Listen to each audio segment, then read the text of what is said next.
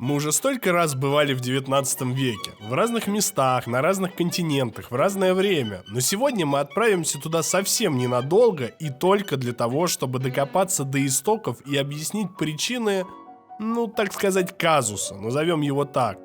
Казуса, который положил начало очень длинной истории. Итак, на дворе конец 19 века. Эта эпоха стала воплощением и пиком противостояния великих держав того времени за влияние и мировое господство. Расцвет империализма, завершившийся Первой мировой войной. Но сначала была драка за Африку. Посмотрев на карту африканского континента в 1870 году, вы бы обнаружили, что только 10% этого континента контролируется европейскими державами. Остальные территории принадлежали или местным государствам, или вовсе не были заселены. Однако, к Великой войне уже 90% этого континента входили в состав европейских империй, а оставшиеся крохи принадлежали двум африканским государствам. Во-первых, фактически подконтрольной США Либерии, а во-вторых, независимой Эфиопии. И вся эпоха между двумя этими датами ознаменовалась настоящей потасовкой за распределение и раздел незанятых территорий. Причиной тому стала совокупность технологического скачка великих держав и естественный рост этих государств до такого размера, что расширение на соседние территории на родном континенте было чревато глобальными войнами.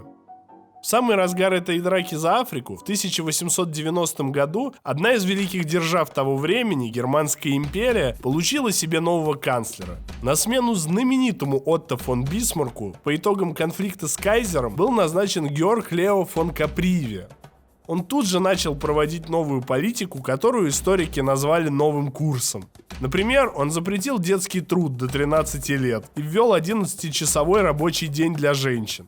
Но на внешнем фронте при этом произошли тектонические сдвиги. Фон Каприве стал отдаляться от вчерашнего союзника, России, и попытался сблизиться с Великобританией. Кто бы мог подумать, что и те, и другие станут врагом Германии в Первой мировой.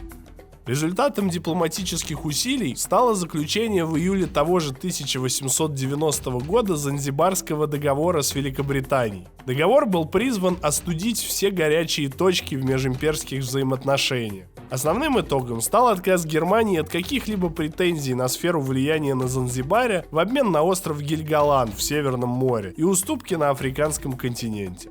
Кроме того, были установлены границы между имперскими колониями в Тоголенде и Камеруне. Да плюс Германия получила суверенный выход к реке Замбези в германской юго-западной Африке. Это современная Намибия. Вот о ней дальше и пойдет речь. По соглашению Германия получила длинный выступ, тянущийся от немецкой колонии до реки Замбези. И только вдумайтесь в эти характеристики. 450-километровая полоса с шириной около 32 километров, расширяющаяся до 105 километров в своей оконечности. В действительности, это полоса болотистых равнин толщиной с карандашную линию на карте, оканчивающаяся небольшой площадкой у реки Замбези. Собственно, в этом и заключалась ее изначальная роль. Желая получить путь сообщения между двумя своими колониями, в Восточной и Юго-Западной Африке по реке Замбези, по факту немцы выменили себе лишь географический казус, получивший затем название полоса Каприве. Почему же казус? А потому что вскоре оказалось, что река не судоходна, и по ней нельзя достичь Индийского океана из-за водопада Виктория, что вполне вероятно было известно британской стороне на момент переговоров. Территория была настолько плохо достижима и по итогу не богата ресурсами, что к 1910 году Германия уже хотела обменять ее обратно Британии на другую территорию, например, на город Уолфиш-Бэй на побережье Намибии. Но хитрые британцы лишь загадочно улыбнулись и включили его в состав Капской колонии, тем самым оставив Германию с полосой Каприве до конца ее колониальной империи. Но Первая мировая война все поменяла. Германская империя рухнула, а ее колониальные владения в Юго-Западной Африке перешли под опеку той самой Капской колонии в виде мандата Лиги наций. Кстати, Уолфиш-Бэй тогда тоже включили в администрацию мандата, что потом окажется роковой ошибкой уже для самой Южноафриканской республики. Но это другая история. Время шло, минула уже Вторая мировая, и к 1961 году Южноафриканский союз вышел из британского содружества наций и провозгласил себя полностью независимым государством ЮАР. Вместе с ЮАР имперскую сферу покинула и территория Намибии. Апартеид не оставил равнодушных в империи, и ЮАР посчитал, что значит ему не по пути с Британией. Тем более, как мы знаем, империю скоро покинет не только ЮАР, но и многие другие территории. Южноафриканский апартеид неминуемо сказался не только на территорию ЮАР, но и на Намибию. В рамках своей российской политики Национальная партия Южной Африки выделяла для чернокожих жителей отдельные территории, названные бантустанами. На территориях бантустанов образовывались как бы автономии для однородных групп из народов из числа местного населения.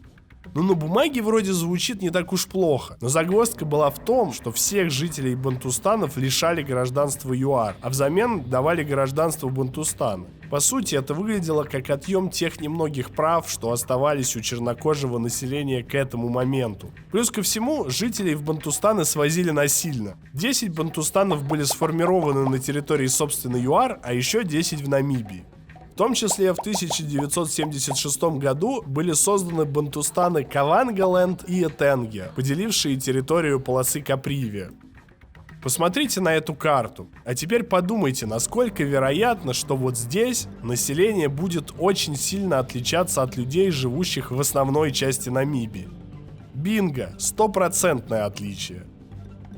Территории полосы населены в основном народом лози, и в отличие от своих соседей в Намибии, лози являются родственниками скорее к своим соседям в Замбии и Ботсване.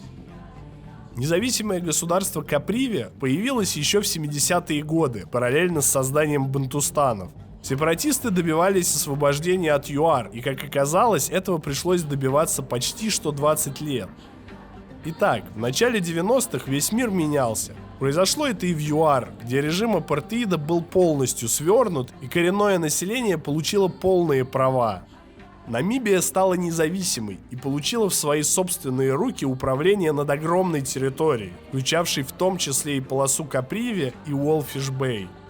Но солдаты, сражавшиеся за независимость Каприви, отложили свое оружие ненадолго.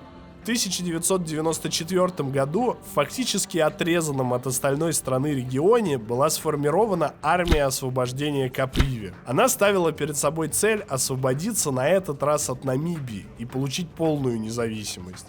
Столица государства находилась в Катима-Мулио, городе с населением около 25 тысяч человек. Примечательно, что город изначально был основан как военная база сил обороны ЮАР, поэтому в нем практически в каждом доме было бомбоубежище. С другой стороны, регион был настолько отсечен от основной Намибии в плане инфраструктуры, что сюда долгое время практически невозможно было добраться, и Намибия оставила его в покое, до поры до времени.